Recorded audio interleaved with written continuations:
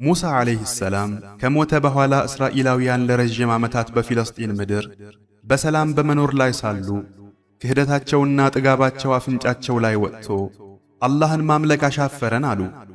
ይህን ጊዜ አላህም ጨካኝና ጉልበተኛ የሆኑ ሕዝቦችን ልኮባቸው እነዚያም ጨካኞቹ ሕዝቦች ፊለስጢንን በመውረር እስራኤላውያንን ከፊለስጢን ወደ በረሃ አባረሯቸው። በዚህም ሁኔታ እስራኤላውያን የማይቻለውንና ያልለመዱትን የበረሃ እንግልት ለረጅም ዓመታት ተጋፈጡት። ይህ ሁሉ ሲሆን በመካከላቸው አንድ ስሙ በታሪክ መዛግብት ያልሰፈረ ነቢይ ነበር። ነቢያቶች ቁጥራቸው 124,000 ናቸው።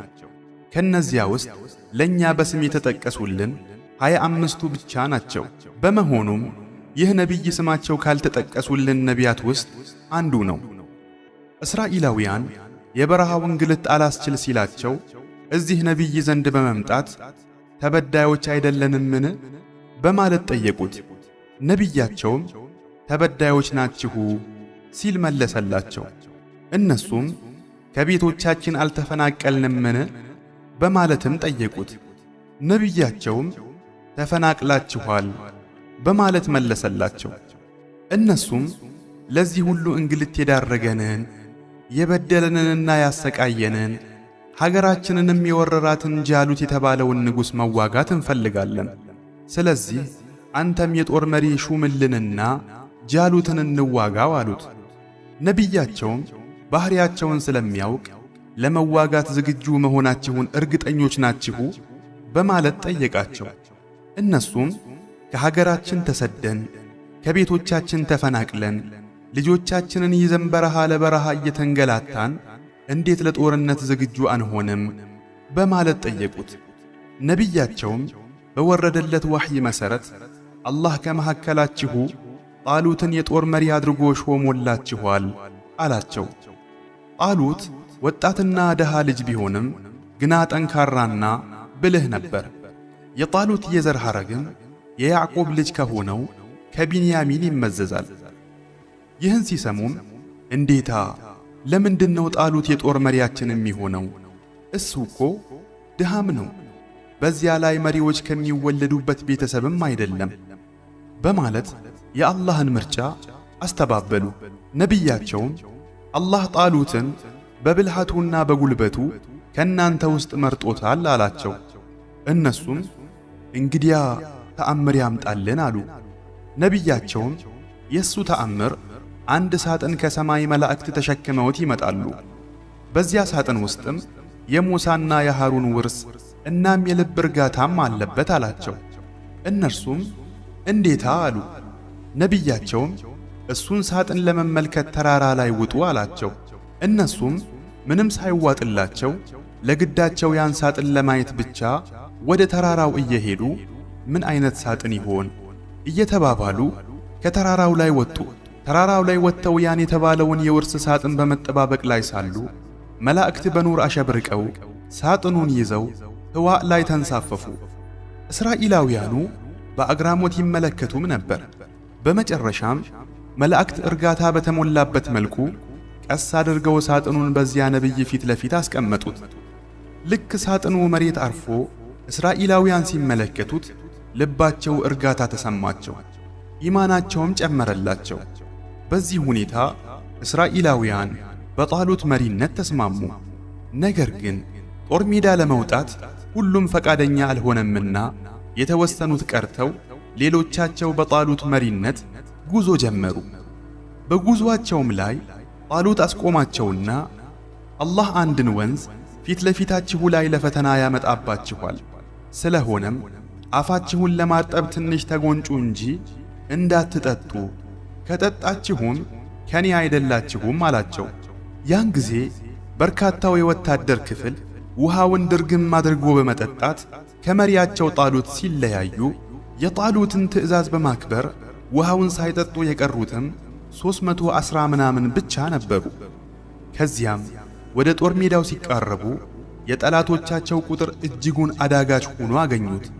ይህን ሲያዩ አንዳንድ የኢማን ደካማዎች ይህን ሁሉ ወታደር እንዴት ነው የምናሸንፈው በማለት ድክመታቸውን ማውራት ሲጀምሩ፣ ሙእሚኖቹ ደግሞ ድል ከአላህ መሆኑንም መከሩ። አሁን ሁለቱም የጦር ቡድኖች ሰልፋቸውን ይዘው ቆመዋል። ጃሉት የጠላቶቹን ሰራዊት ሲመራ፣ ጣሉት ደግሞ የሙእሚኖችን ሰራዊት ይመራል። ጦርነቱ ከመጀመሩ በፊት ጃሉት የብረት ልብስ ለብሶ ከሰራዊቱ ወጣ በማለት ማን ነው ከኔ ጋር የሚገጥመኝ ሲል ተጣራ። ጃሉት በጣም ግዙፍና ጉልበተኛ የጦር መሪ ነው። ማንም አይደፍረውም። ይህን ጊዜ ሁሉም እጅጉን ፈሩ። እኔ ብሎ እሱን ሊታገል የሚወጣ አንድም እስራኤላዊ ወንድ ጠፋ። የጠላት ጦር ሁሉም እርስ በርስ ይተያያል። የሙእሚኖቹ ጦር መሪ የሆነው ጣሉትም ይህን ጃሉትን ወጥቶ የተፋለመ ልጄን እድረዋለሁ፣ የእስራኤላውያንንም ንግስና እሰጠዋለሁ አለ። በዚህ መሃል ነበር የዚህ ታሪክ ባለቤትና የበጎች እረኛ የሆነው ዳውድ ኢብኑ ኢሻ ሰልፉን እየሰነጣጠቀ ወደ ጠላት ጦር መሪው ጃሉት የወጣው። ይሁን እንጂ ንግስናንም ሆነ የጣሉትን ልጅ ማግባት ፈልጎ አልነበረም። እስራኤላውያኑም ይሄ ደካማ እረኛ ምንም አይነት ጦርም ይሁን ጋሻ ሳይዝ ያን ተራራ የሚያህል ሰው ሊገጥም ሲወጣ በግርምት ይመለከቱት ነበር። ዳውድ እረኞች የሚይዙትን በትር በአንድ እጁ ይዞ በሌላው እጁ ደግሞ ድንጋይ ይዟል። ጃሉት ለፍልሚያ የቆመበትን ቦታ ዳውድ ልክ እንደደረሰ ፊት ለፊቱ ቆመ። የጠላት ጦር መሪ ጃሉት ይህን ልጅ እግር እረኛ ሲመለከት እያሾፈ አንተ ልጅ ሞትን ፈልገኸው ትመጣለህ እንዴ? በልሂድና ከወታደሮቹ እኔን የሚገጥም ትልቅ ሰው ጥራ፣ እኔ አንተን ልገድልህ አልፈልግም አለው። ዳውድም እኔ ግን አንተን መግደል እፈልጋለሁ አለው። ጃሉትም እሺ ጦርህ፣ ሰይፍህ፣ ጋሻ፣ ቀስትህ የታለ? በምንድነው የምትጋደለው? በማለት ጠየቀው። ዳውድም የኔ ጦር ኢማን ነው፣ እምጋደልህም በአላህ ስም ነው አለው። ይህን ሲሰማ ጃሉት በቁጣ ገነፈለ። ዳውድንም ሊገድለው ሰይፉን ገትሮ እየተንደረደረ ሲመጣ ዳውድም ዋዛ አልነበረምና በያዘው ድንጋይ አልሞ ጭንቅላቱን መታው። ጃሉትም በዚያች ምት ወድቆ ሞተ። ጦርነቱም ተጀመረ። ብዙ ከተፋለሙ በኋላም እስራኤላውያኑ በአላህ ፍቃድ የጦርነቱን ድል ተቀዳጁት። ጦርነቱ በእስራኤላውያኑ አሸናፊነት ሲጠናቀቅ እስራኤላውያኑ የቀድሞዋን ሀገራቸውን ፊለስጢንን ዳግም ሄደው በድል ገቡባት። የጃሉትን ገዳይ የሆነውን ዳውድንም ንጉሥ አድርገውት ሾሙት። ዳውድ ምንም እንኳ ንጉሥ ቢሆንም በዙፋኑ ቁጭ ብሎ ሳይሆን በእጁ የሠራውንና የላቡን ነበር የሚመገበው። ዳውድ አላህን ሲያወድስ ድምፁ እጅጉን ይማርካል። አላህም ለሱ ዘቡር የተባለን መጽሐፍ አውርዶለት ነበር። ዳውድ ዘቡርን ሲያዜም ድምፁ ከማማሩ የተነሳ ተራራዎችና አዕዋፋት አብረውት አላህን ያወድሱ ነበር። የሰዎችም ልብ ይንሰፈሰፍ ነበር። ዳውድ ዘቡርን እየቀራ ሲያዜም ጂኖች፣ ሰዎች፣ ወፎች፣ እንስሳቶች በድምፁ ተማርከው ራሳቸውን በመሳት በረሃብ ይሞቱ ነበር። ከዕለታት አንድ ቀን ዳውድ በሚሕራቡ ወይንም ግላዊ የአምልኮ ቦታው ገብቶ ወታደሮቹን ማንም ሊገባ እንዳትፈቅዱ ብሎ በሩን ዘጋ። በዚህ ሁኔታ ላይ ጌታውን እያመለከ ሳለ ሁለት ሰዎችን ሚሕራብ ውስጥ ቆመው ተመለከታቸው። በሩን ሲያይ በሩ ዝግ ነው። ሰዎቹ ከየት እንደመጡ ግራ በመጋባት ሲመለከታቸው ሁለቱ ሰዎችም ጠጋ ብለው ዳውድ ሆይ አትፍራ፣ እኛ ተካሰን እንድትፈርደን ነው የመጣ ነው። ይህ ወንድሜ 99 በጎች ሲኖሩት ለኔ ደግሞ አንድ በግ ናት ያለችኝ፣ እሷን ስጠኝና 100 ሙላልኝ ብሎ እያስገደደኝ ነው በማለት አንደኛው አስረዳው። ዳውድም የተከሳሹን ቃል ሳይሰማ አይ ይሄ እንኳ አንዷን በግህን ስጠኝ ብሎ በማስገደዱ በርግጥ በድሎሃል አለው። ይህን ጊዜ ሁለቱም ሰዎች ተሰወሩ።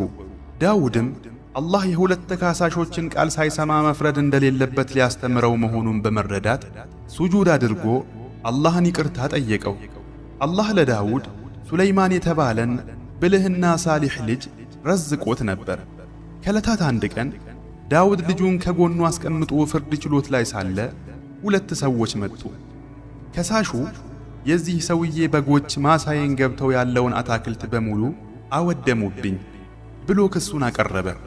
ዳውድም ወደ ተከሳሹ በመዞር ከሳሽህ የሚለው ትክክል ነውን በማለት ጠየቀው።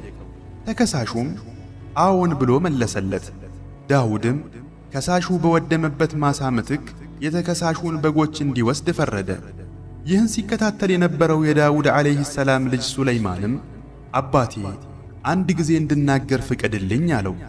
ዳውድም ፈቀደለት። ሱለይማንም እኔ ለየት ያለ ፍርድ አለኝ። እሱም የበጎቹ ባለቤት የከሳሹን ማሳ ያልማለት፣ የማሳው ባለቤት ደግሞ ማሳው እስኪለማለት ድረስ በተከሳሽ በጎች ይጠቀም። የበጎቹ ባለቤት ማሳውን አልምቶ ሲጨርስ ለማሳው ባለቤት በማስረከብ በጎቹን ከከሳሹ መልሶ ይውሰድ በማለት ተናገረ።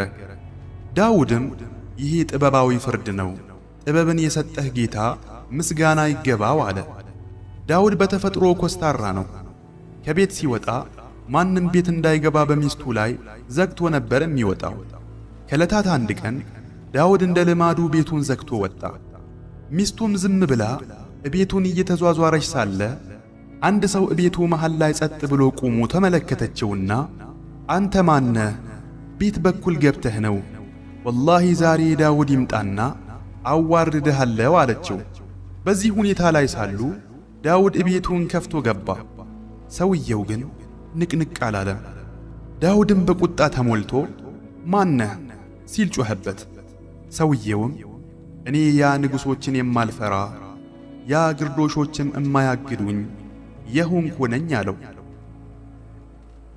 ዳውድም ጉዳዩ ገባውና መለከል መውት ነሃ እንኳን ደህና መጣህ አንተ የአላህ መልአክ ብሎ ከተቀበለው በኋላ ዳውድ ዓለይሂ ሰላም በተወለደ በ100 ዓመቱ በዕለተ ቅዳሜ ከሟች ነቢያት ተርታ ነፍሱ ተቀላቀለች። ማታውን ጀናዛ ታጥቦ ካደረ በኋላ በነጋታው ለቀብር ብዙ ሕዝብ ተሰበሰበ። ያን ቀን 40,000 ባህታውያን በቀብሩ ስነ ሥርዓት ላይ ተገኝተው ነበር። ሕዝቡ ቀብር ቦታ ላይ ሳለ ከፍተኛ የፀሐይ ሐሩር መውረድ ሲጀምር ሱለይማን ዓለይሂ ሰላም ዘንድ ሂደው ፀሐዩን አልቻልንም፣ አንድ ነገር አድርግ አሉት። ሱለይማንም አዕዋፍን ሁሉ ጠርቶ ሕዝቡን ከፀሐይ እንዲያስጠልሉ አዘዛቸውና እጅግ በጣም ብዙ ቁጥር ያላቸው አዕዋፍ መጥተው ሰማዩን እንዳይታይ አድርገው ህዋ ላይ በመንሳፈፍ ሞሉት። ወፎቹ ሕዝቡን ለማስጠለል ሰማዩን ሙሉ በሙሉ ሲከልሉት ሰው ትንፋሽ ያጥረው ጀመር። አሁንም ሰው መላበለን ብለው ሱለይማንን ዓለይሂ ሰላም ሲያናግሩት ሱለይማንም ወፎችን ፀሐይዋ ካለችበት አቅጣጫ ብቻ እንዲሆኑ አዘዛቸው። በዚህ ሁኔታ ነበር እንግዲህ የዳውድ ዓለይሂ ሰላም ቀብረ ስነ ሥርዓት የተፈጸመው።